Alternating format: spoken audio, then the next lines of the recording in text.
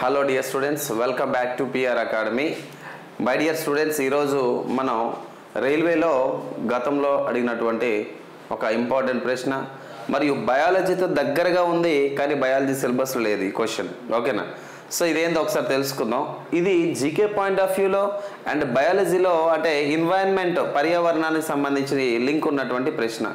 So దీనిని మనం తెలుసుకునే ప్రయత్నం చేద్దాం. వీడియో ప్రారంభించే ముందు మీ అందరికీ తెలిసిందే, ఇక్కడ ఆగస్టు 15కి సంబంధించి ఇండిపెండెన్స్ డేకి సంబంధించినటువంటి ఆఫర్లో బాగా అన్ని కోర్సుల మీద మీకు 25% ఆఫర్తో అందిస్తూ ఉన్నాము. ప్రతి కోర్స్ కూడా 25%. సో జనరల్ సైన్స్ వచ్చేసరికి కేవలం 375 రూపాయలకే. ఇందులో మీకు ఫిజిక్స్, అదేవిధంగా కెమిస్ట్రీ, అదేవిధంగా బయాలజీ, ఈ 3 రకాల కోర్సెస్ కూడా, ఈ 3 సబ్జెక్టులు కూడా కంప్లీట్ ఎన్సీఆర్టీస్ కేవలం మీకు 375 రూపాయలకు మాత్రం అందించడం జరుగుతూ ఉంది. కాబట్టి ఆసక్తి ఉన్నటువంటి అభ్యర్థులు వినియోగించుకుంటే కనుక ఖచ్చితంగా మీకు మంచి రిజల్ట్స్ అనేవి ఉండడం జరుగుతుంది. రైట్, మరి లేట్ చేయకుండా వీడియో స్టార్ట్ చేసే ప్రయత్నం చేద్దామండి. ఇక్కడ ప్రశ్నను ఒకసారి మీరు గమనిస్తే, ఓకేనండి, ఈ ప్రశ్నను మీరు ఒకసారి గమనించవచ్చు. గతంలో అడిగినటువంటి ప్రశ్న. ఓకే, మరి చూడండి, where are one horned rhinoceros is found in India. ఓకేనండి, ఇది ప్రశ్న. మరి ఇక్కడ మీకు ఈ బొమ్మలో కనిపిస్తుంది ఏంటంటే ఒంటి కొమ్ము ఖడ్గమృగము. యాక్చువల్గా ముక్కు మీద కొమ్ము వంటి నిర్మాణం ఉంటుంది. ఓకేనా? ఒంటి కొమ్ము ఖడ్గమృగం కనబడుతూ ఉంటాయి. ఓకే, వన్ హార్న్ రైనోసెరాస్ అంటే కిందలో మీకు ఇక్కడ కనిపిస్తూ ఉంటుందండి. ఇది నీటిలో ఉన్నటువంటి ఒక ఖడ్గమృగం అనమాట, రైనోసెరాస్. మరి ఇలాంటి రైనోసెరాస్లో ఒంటి కొమ్ము కనిపిస్తూ ఉంటుంది అనమాట. ఓకేనా? ఒంటి కొమ్ము అనేది యాక్చువల్గా అది ఒక ముక్కే. ఆ ముక్కు యొక్క కంటిన్యూషన్ కెరాటిన్ అనే ఒక ప్రోటీన్ అనేది ఎక్కువైపోవడం ద్వారా వస్తూ ఉంటుంది అనమాట. అయితే ఇలాంటి ఈ ప్రశ్న ఏవైతే ఉన్నాయో జీకే పాయింట్ ఆఫ్ వ్యూలో, కానీ ఎన్విరాన్మెంట్లో మనకి పర్యావరణం సైడ్ నుంచి అడిగినటువంటి సమాచారం ఈ ప్రశ్న. ఓకేనా? మరి ఈ ప్రశ్నకు సమాధానం తీసుకుంటే ఫస్ట్ ఆఫ్ ఆల్ క్వశ్చన్ ఏంటి, ఎప్పుడు అడిగారు ఇది? ఆర్ఆర్బి ఎన్టీపీసీ 4/2/2021 షిఫ్ట్ 1 స్టేజ్ 1లో అడిగినటువంటి ప్రశ్న. ఏంటంటే అది where are one horn rhinoceros is found in India అంటే ఒంటి కొమ్ము ఖడ్గమృగాలు భారతదేశంలో ఎక్కడ మనం చూస్తాము అని అన్నాడు. ఓకేనా? ఇది ఏ క్లాస్తో లింక్ ఉన్నటువంటి బిట్ సార్ అంటే ఇది 8th క్లాస్ ఎన్సీఆర్టీ. ఓకేనమ్మా, ఇది 8th క్లాస్ ఎన్సీఆర్టీలోనే మనకి జంతువులు మరియు మొక్కల సంరక్షణ, జంతువులు మరియు మొక్కల సంరక్షణ అంటే conservation of plants and animals అనే పిలుస్తున్న పాఠంలో నుంచి వచ్చినటువంటి ప్రశ్న. లింక్ అనమాట, దాని లింక్డ్ ఇది. ఓకేనా? సరే, ఇప్పుడు తెలుసుకునే ప్రయత్నం చేద్దాం ఏంటో అనేది. ఓకేనా? సరే, ఇక్కడ ఒంటి కొమ్ము ఖడ్గమృగాలు అని చెప్పేసి అనడం జరిగింది కదండి. ఒంటి కొమ్ము ఖడ్గమృగాలు. ఓకేనా? ఒంటి కొమ్ము ఖడ్గమృగాలు అని చెప్పేసి మనం అన్నాం. ఎక్కడ కనబడతాయి? ఇక్కడ డైరెక్ట్, ఇందులో ఎలాంటి ఎలిమినేషన్ ప్రాసెస్ లేదు. డైరెక్ట్ ఆన్సర్ ఏంటంటే అస్సాం. అస్సాం అనేది రైట్ ఆన్సర్. అయితే దీనికి సంబంధించి ఒక్కసారి డేటా మనం తెలుసుకునే ప్రయత్నం చేద్దాం. ఓకేనమ్మా, అస్సాంలో ఒంటి కొమ్ము ఖడ్గమృగాలు అనేవి ఉన్నాయి. మరి అస్సాంలో ఎక్కడ ఉన్నాయి సార్ అంటే అస్సాంలో కజిరంగా జాతీయ పార్కు. ఓకేనా? కజిరంగా నేషనల్ పార్క్ ఏదైతే ఉందో ఈ కజిరంగా జాతీయ పార్కులోనే ఇవి మనకు కనిపిస్తూ ఉంటాయి. మరి ఇలాంటి అస్సాంలో ఉన్నటువంటి కజిరంగా నేషనల్ పార్క్ అనేది ఏదైతే ఉందో కర్బీ అని పిలుస్తున్నటువంటి ఒక కర్బీ అంగ్లాంగ్ అని పిలుస్తున్నటువంటి పర్వత శ్రేణులు, ఒక పర్వత ప్రాంతంలోనే మనకి ఈ కజిరంగా జాతీయ పార్క్ కనిపిస్తూ ఉంటుంది. అయితే ఈ పర్వత ప్రాంతంలో ఉంటాయి. అదేవిధంగా పూర్వకాలంలో ఇక్కడ కర్బీ అని పిలుస్తున్నటువంటి ఒక రాణి పరిపాలించడం ద్వారా దాని నుంచి వచ్చిన పేరు కర్బీ అంగ్లాంగ్. ఓకేనా? మరి ఇలాంటి ఈ జాతీయ పార్క్ అనేది ఏదైతే ఉందో మనకి 84లోని ఇది జాతీయ పార్క్ ప్రకటించడం జరిగింది. ఇక్కడ మనకి పులులు కూడా కనిపిస్తుంటాయి. కజిరంగా నేషనల్ పార్క్లో పులులు కూడా కనిపిస్తే ప్రధానంగా ఒంటి కొమ్ము ఖడ్గమృగాలు, ఒంటి కొమ్ము రాక్షసులు కాదు, ఒంటి కొమ్ము ఖడ్గమృగాలు. ఓకేనా? ఒంటి కొమ్ము ఖడ్గమృగాలు కూడా కనిపిస్తూ ఉంటాయి. ఓకేనా? మరి ఈ నేషనల్ పార్క్ అనేది అస్సాంలో ఉంది. మరి అస్సాంలో ఈ పార్క్ దగ్గరగా ఉన్నటువంటి రివర్ ఏదంటే బ్రహ్మపుత్ర. ఓకేనమ్మా, అస్సాంలో ఈ రివర్కి దగ్గరగా ఉన్న నది ఏదంటే బ్రహ్మపుత్ర. అస్సాంలో ఈ బ్రహ్మపుత్ర రివర్ని మనం సైడాంగ్ అని చెప్పేసి మనం పిలవడం జరుగుతూ ఉంటుంది. మరి బ్రహ్మపుత్ర వచ్చేసరికి దాదాపుగా 2900 కిలోమీటర్స్ జర్నీ అనేది చేసి బంగాళాఖాతంలో కలిసిపోతూ ఉంటుంది బ్రహ్మపుత్ర రివర్. ఓకేనా, బే ఆఫ్ బెంగాల్ అని చెప్పేసి అంటాం. మరి ఇలా దీని లింక్ తీసుకుంటే ఈ బ్రహ్మపుత్ర రివర్ అనేది మనకి చైనాలో ఏంటంటే ఈ ఒక పేరుతో పిలుస్తారు, దీన్ని యార్లుంగ్ జాంగ్బో జియాన్జిన్ అనే ఒక పేరుతో పిలవడం జరుగుతుంది. ఓకేనా, ఈ చైనాలో షమ్యంగ్డంగ్ లేదా సమయంగడంగా, ఓకేనా, చమయంగడంగా అని పిలుస్తున్న ఒక హిమనీనాదం ఒక గ్లేషియర్ దగ్గర పుట్టి ఈ చైనా నుంచి టిబెట్ని పాస్ చేసుకుంటూ ఇండియాకి ఈస్ట్ డైరెక్షన్లో అరుణాచల్ ప్రదేశ్ వద్ద భారతదేశంలోకి ఎంటర్ అవుతుంది అనమాట. అక్కడ ఒక ప్లేస్ ఉంటుంది మైదాన ప్రాంతం, అదేంటంటే జిదోలో అనే ఒక ప్లేస్లోని ఇండియాలోకి ఎంటర్ అవుతుంది అనమాట. మరి అరుణాచల్ ప్రదేశ్ దగ్గర ఉన్నటువంటి అక్కడ హిమాలయ పర్వత శ్రేణులు ఏవైతే ఉన్న వాటిని మనం ఏమంటాం అంటే పాట్కాయిబమ్ అని చెప్పేసి అంటారు.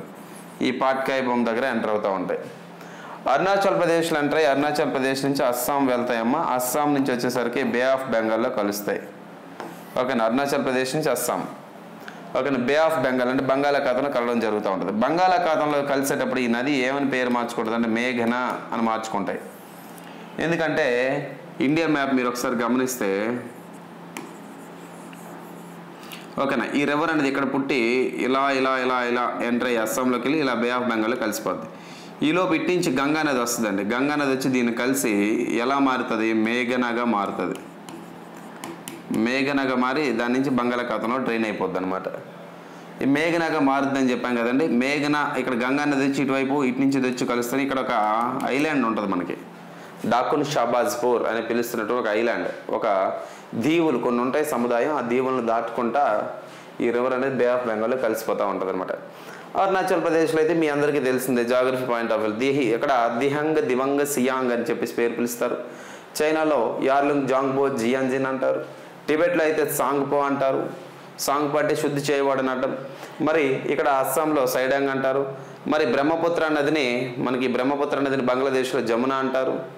ఈ జమున కాస్త ఇటు నుంచి వచ్చినటువంటి ఈ పద్మ అంటే గంగా నదిని బంగ్లాదేశ్లో పద్మ అంటారు. పద్మ ఇక్కడ ఉన్నటువంటి బ్రహ్మపుత్ర అంటే జమున గది వీళ్ళిద్దరూ కలిసి మేఘనగా మారి బంగాళాఖాతంలోకి వెళ్ళిపోతారు. ఇలాంటి రివర్కి ఆనుకొని ఉన్నటువంటి ఈ పార్కే కజిరంగా నేషనల్ పార్క్. ఈ కజిరంగా నేషనల్ పార్క్ నుంచి వనహాన్ రైనోసరస్ ఒంటి కొమ్మ ఖడ్గమృగాలు అంటారు. మరి మరింత సమాచారం తెలుసుకునే ప్రయత్నం చేద్దామండి. ఇక్కడ మరింత సమాచారం తీసుకుంటే మీ అందరికీ తెలిసిందే, ఇక్కడ మనం ఆఫర్స్ అనేది ఇవ్వడం జరిగింది. మీ అందరికీ ప్రతి కోర్స్ మీద కూడా 25% ఇవ్వడం జరిగింది. ఇలా జనరల్ సైన్స్ కానీ లేకపోతే రైల్వేలో 1000 రూపీస్ కాస్ట్ ఉన్నటువంటి ఏ కోర్స్ అయినా కానీ మీకు కేవలం అది 750 రూపాయలకి ఇస్తున్నాం. మరి బయాలజీ మీకు ప్రత్యేకంగా తెలుసు 75 రూపీస్తో మనం అందిస్తాం, 100 రూపాయల కోర్స్ అనేది. ఓకేనా, తర్వాత రైల్వే టెక్నీషియన్ కానీ లేకపోతే ఎన్టీపీసీ కానీ జేఈ కానీ ఏదైనా 1000 రూపీస్ ఉంది. మరి జనరల్ సైన్స్ వచ్చేసరికి కేవలం 375 రూపాయలతోనే మనం ఇవ్వడం జరుగుతుంది. కాబట్టి ఈ ఆఫర్ అనేది ఆగస్టు 11 నుంచి 16 వరకే ఉంటుంది. కాబట్టి అందరూ వినియోగించుకోవాల్సిందిగా నేను కోరుతా ఉన్నా. తర్వాత దీనికి సంబంధించినటువంటి మరింత వివరణ తెలుసుకునే ప్రయత్నం చేద్దామండి. ఎక్స్ప్లెనేషన్ ఆఫ్ బిట్కి సంబంధించి the Indian state of Assam is home to the largest population greater one horn rhinos. ఒంటి కొమ్ము ఖడ్గమృగాలకి ప్రసిద్ధి కాంచినటువంటి రాష్ట్రము అస్సాం. అస్సాం యొక్క కొత్త పేరేంటి? అసోం. అస్సాం యొక్క పాత పేరేంటి? కామరూప సామ్రాజ్య. ఏంటండి? కామరూప సామ్రాజ్య అంటారు. ఓకేనా, రైట్. తర్వాత with more than 90% in national park. మరి అస్సాంలో ఒంటి కొమ్ము ఖడ్గమృగాలు ఉంటాయి. ఇందులో 90% వచ్చేసరికి మనకి ఎక్కడ ఉన్నాయంటే కజిరంగా నేషనల్ పార్కులు మాత్రమే ఉన్నాయంట. It was declared as national park 1974. Yes, నేను ముందు 84 నాకు, సో అది తప్పు. సో 1974లో 1974లోని ఈ కజిరంగా నేషనల్ పార్క్ అనేది జాతీయ పార్క్ ప్రకటించడం జరిగింది. గుర్తుపెట్టుకున్నాము. ఇప్పుడమ్మా 1974లోని ఈ కజిరంగా నేషనల్ పార్క్ ఏదైతే ఉందో దీనిని జాతీయ పార్కుగా ప్రకటించడం జరిగిందంట. ఎట్లనన్నా జాతీయ పార్క్గా ప్రకటించడం జరిగింది 1974లో. Next, it has been declared as a tiger reserve. So ఇది పులుల సంరక్షణ కేంద్రంగా కూడా ప్రకటించడం జరిగింది ఎప్పుడంటే 2006 సంవత్సరంలో. ఎప్పుడండి? 2006 సంవత్సరంలో. It has a total tiger reserve area about 1.030 square kilometres. So చూడండి ఇది ఎంత విస్తీర్ణంలో ఉందంటే 1.030 స్క్వేర్ కిలోమీటర్స్లో. మరి కోర్ ఏరియా తీసుకుంటే 430 స్క్వేర్ కిలోమీటర్స్. ఒక కిలోమీటర్స్ తీసుకుంటే ఇట్లా కనబడతా ఉంది. ఓకేనా, ఇక్కడ మనం దీన్ని కండస్థ పెట్టాల్సిన అవసరం లేదు మన ఎగ్జామ్ పాయింట్ ఆఫ్ వ్యూలో. ఇది ఎక్కడ ఈ విస్తీర్ణం అనేది మనం కండస్థ పెట్టాల్సిన అవసరం లేదు. ఓకేనా. Next, it was declared a UNESCO world heritage site in 1985. ఇది ఇంపార్టెంట్. 1985 సంవత్సరంలో ఓకేనా ప్రపంచ వారసత్వ జాబితాలో చేర్చడం జరిగింది. ఒక యునెస్కో అంటే తెలుసు కదా మీకు. ఓకేనా, యునెస్కో జాబితాలోని వరల్డ్ హెరిటేజ్ సైట్ అనేది పొందుపరచడం జరిగింది. అంటే ప్రపంచ వారసత్వ సంపదగా 1985లో ప్రకటించడం జరిగింది. It is recognised as an important bird area by BirdLife International. ఇంకోటి ఇక్కడ పక్షుల సంరక్షణ కూడా ఈ కజిరంగా జాతి పరకు ఎక్కువ కనిపిస్తూ ఉంది. అందుకనే బర్డ్ లైఫ్ ఇంటర్నేషనల్ సంస్థ చేత గుర్తింపబడింది కూడా. Kaziranga is known for its big 4 species. ఇందులో ఎక్కువగా కజిరంగా జాతీయ పార్క్ ఎక్కువగా ప్రధానంగా 4 జాతులకు సంబంధించినటువంటి జంతువులు బాగా ప్రసిద్ధి అంట. అవేంటంటే మొదటగా రైనోసిరోస్. రైనోసిరోస్ అంటే ఖడ్గమృగము. తర్వాత ఎలిఫెంట్ అంటే ఏనుగు. తర్వాత రాయల్ బెంగాల్ టైగర్ తెలుసు కదా మన జంతువు, అదే కదా జాతీయ జంతువు రాయల్ బెంగాల్ టైగర్. తర్వాత Asiatic water buffalo, Asiatic water buffalo అనేది ఇక్కడ మనకి ఫేమస్గా కనిపిస్తూ ఉంది. ఓకేనమ్మా. సో ఈ పాయింట్స్ మీరు బాగా గుర్తుపెట్టుకోవాల్సినటువంటి అవసరం ఉందమ్మా. రైట్, ఇది ఈ బిట్కి సంబంధించినటువంటి ఎక్స్ప్లెనేషన్ అనమాట. పూర్తి స్థాయిలో మీరు ఇది గమనించాల్సిందిగా కోరుతా ఉన్నాం. అండ్ అదేవిధంగా మీకు ఇంకా కోర్స్ కానీ తీసుకోకపోతే కనుక ఆగస్టు 13, 14, 15, 16 ఈ 4 రోజుల ఆఫర్స్ అనేవి మనకు ఉన్నాయి. కాబట్టి ఈ ఆఫర్ని అందరూ కూడా వినియోగించుకోండి. ఖచ్చితంగా మంచి రిజల్ట్స్ అయితే వస్తాయి. రైల్వేకి మొత్తం జనరల్ సైన్స్ అంతా కూడా ఎన్సీఆర్టీ ప్యాటర్న్ కాబట్టి కంప్లీట్గా ఎన్సీఆర్టీ ప్యాటర్న్తో క్లాసులు చెప్పడం జరిగింది.